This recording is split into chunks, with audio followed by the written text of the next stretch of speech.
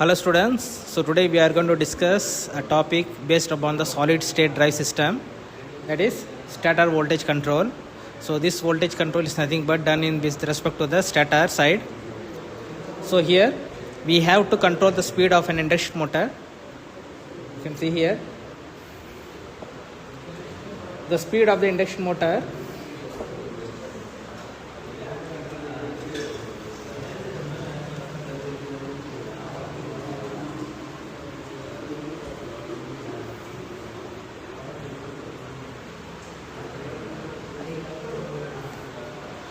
The speed of an induction motor can be controlled by the varying the stator voltage. This method of speed control is known as stator voltage control. So here we can able to change the resistance, that is rotor resistance. That is also one of the method by varying the resistance value, and the power association with that will be vary. But here we are going to see only the stator voltage control, that is the speed control of an induction motor by the help of the change in the stator voltage.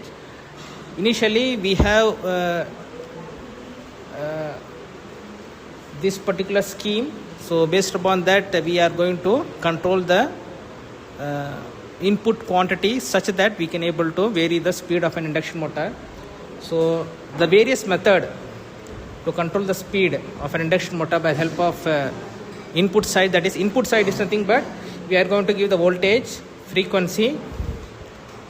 These are the two parameters which are going to give as an input to the stator. So by varying the voltage and frequency only we can able to adjust the speed control method. So first we are going to see that the slip control method, in which we have stator voltage control method. Second one is rotor resistance control method, and the third one is slip power recovery scheme, and the second method is stator frequency control method. So here in today's class we are going to discuss about the stator voltage control method. Okay.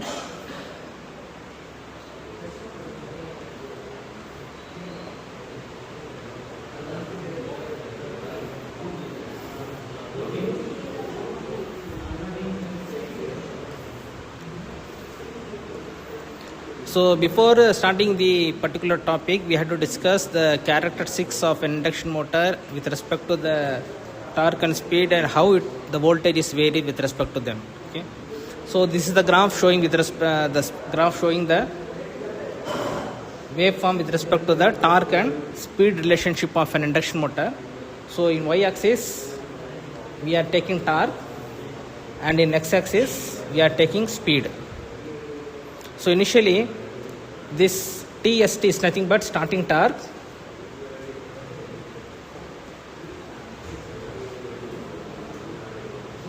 So here we are going to take three different voltage, V, V1 and V2.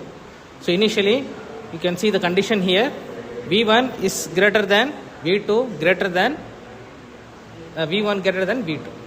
So V1 has maximum value, then followed by V1, and then followed by V2. So that's why you can see here at the maximum voltage the starting torque is maximum. As the voltage reduces, the starting torque also reduces. Okay. And you can see here similarly this particular part is nothing but T max, that is maximum torque. As the voltage decreases, the torque also decreases, the maximum torque. And it will attain to the, as the load torque, here the load torque is increased. You can see here the load torque increased. So what happened during the load torque increases, the speed gradually decreases. So this is the speed torque waveform explanation with respect to the single phase induction motor. So initially starting torque, slowly gradually as the speed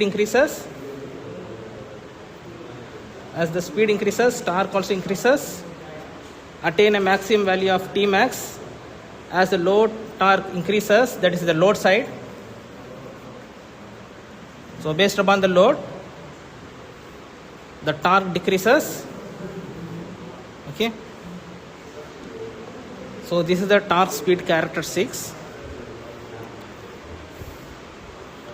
So first we are going to discuss about the conventional method and then followed by the solid state control method. So here what we are going to do is we are going to reduce the starting current.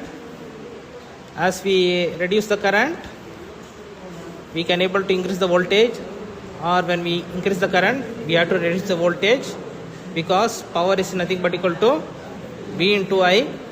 To make the power as constant,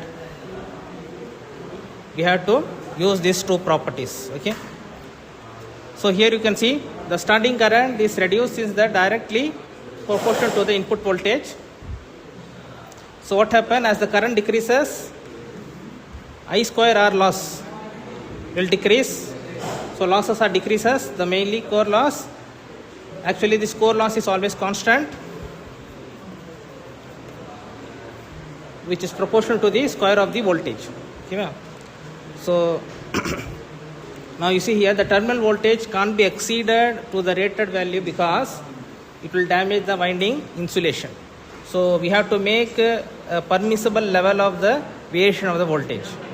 So here only we are going to use two methods, conventional method and solid state control methods. So now we are going to move to the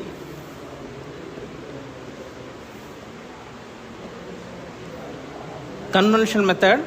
So first method we are going to use as a conventional method is using auto transformer. Okay, so already we know that the auto transformer is a special type of transformer in which we can able to change the input voltage from 0 to the maximum value. So here we are going to change the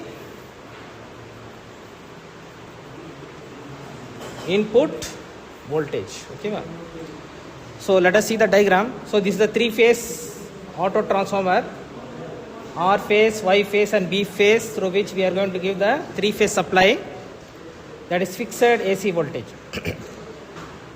We are going to change from 0 voltage to V max.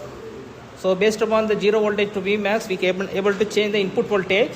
So that's why here the output is variable AC voltage. Okay, ma'am. So based upon the variable AC voltage, we can able to change. As the V changes, the speed also changes. Okay, ma'am.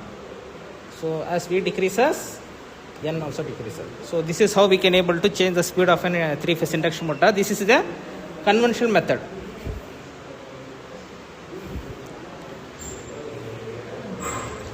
So in this conventional method, the input is given to the auto transformer as a fixed voltage. Okay, ma'am. So by varying the auto transformer, we can able to vary the AC output voltage without the change of the supply frequency. So due to this variation of voltage, the speed also varies. Okay.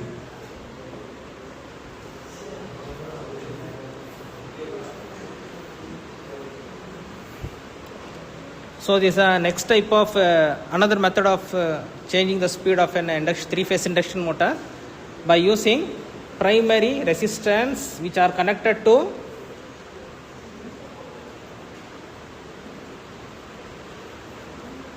stator. Okay, so you can see here this is a three-phase supply,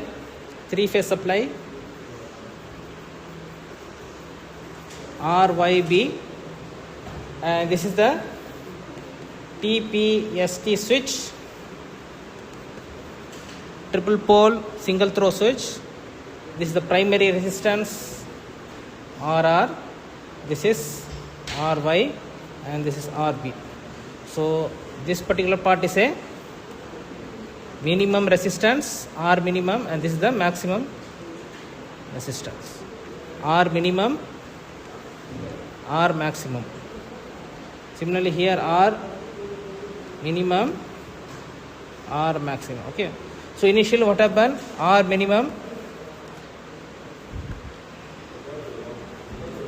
R maximum. So what happened during this, R minimum means the current value is very high, voltage value is reduced. When R is max, current value is reduced, voltage is increased. So because of this property, we are going to change the input resistance so that we can able to change the voltage value, and correspondingly speed value can be changed. So these are connected to the three-phase part of the stator. and the flow of current is varied. Due to this, by the help of the resistance, due to this the voltage is changed. So we can see here the primary resistance are connected in series with the stator winding. By varying the primary resistance, the voltage drop across the motor terminal reduces. Okay, well, that is R max. So when it is R max, which result in the current reduction, which result in the voltage increment. Okay, well. So apart from that, when the voltage is reduced, okay, the speed can be reduced. So correspondingly, what happen when the voltage increases, speed increases. R minimum, I will be max, V will be reduced, power speed will be reduced. Okay, so this is one of the method of conventional speed control method of a three-phase induction motor. So it is very simple. The main disadvantage is due to the resistance usage, there will be a lot of power losses. Okay, so due to this resistance, I square R loss is present.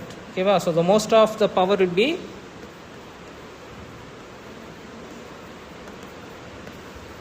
lost.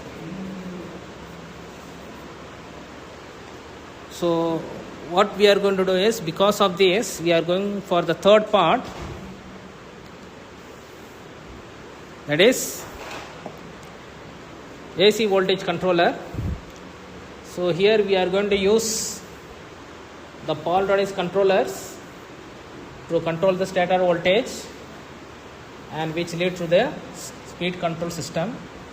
The first method is on and off control system. The second one is phase control method. So here comes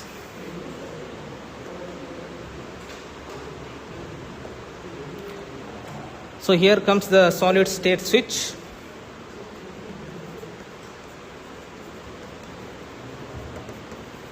System, there is AC voltage regulator. Okay, so this is nothing but three-phase supply RYB. This particular part is nothing but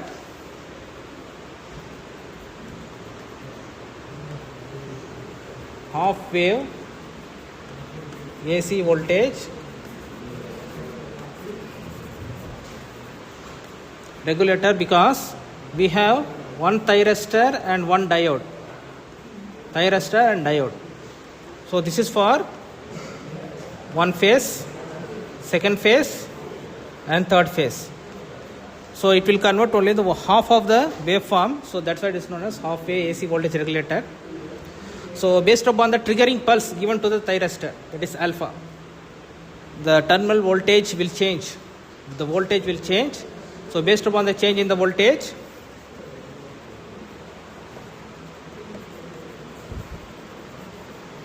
current changes, which implies change, speed change. Similarly, when we are going to use full wave voltage regulator, that is for the positive half cycle and a negative half cycle, both we are using thyristor, which is connected to the stator of three-phase induction motor. Okay.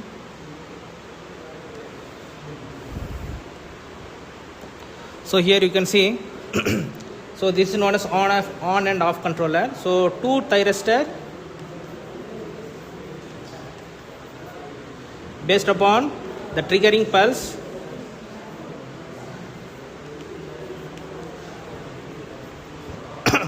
the two switches will on or off. So the thyristor employed as a switch is connected to the circuit from the source a few cycle of source voltage is disconnected to the another, that is top we have the resistor like this. So first half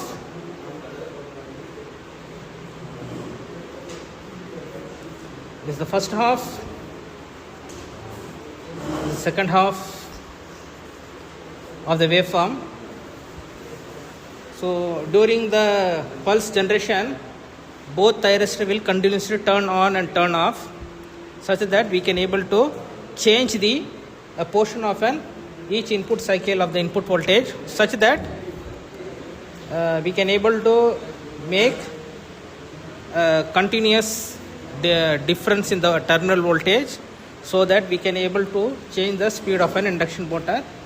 This particular part is known as phase control. Okay. And the various scheme used in this particular phase control is nothing but half wave AC voltage control, as we have seen just right now, and full wave AC voltage control, as we have seen. Both are nothing but open loop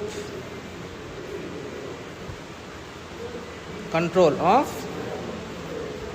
induction motor, speed control of induction motor.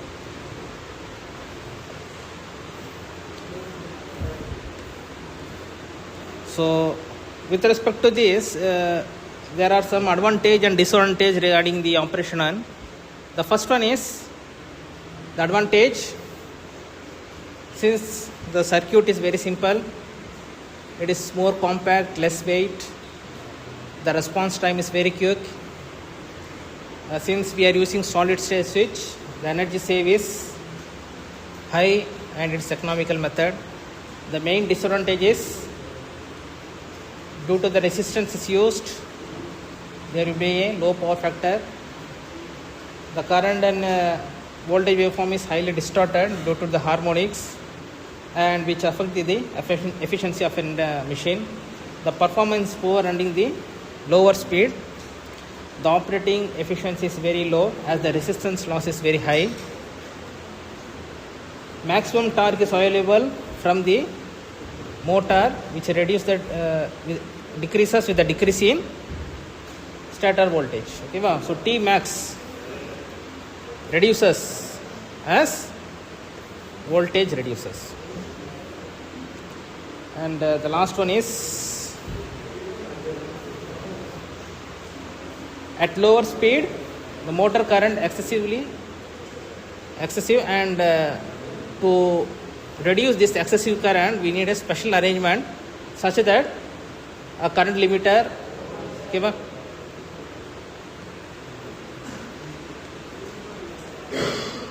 so it will increase the cost of overall arrangement.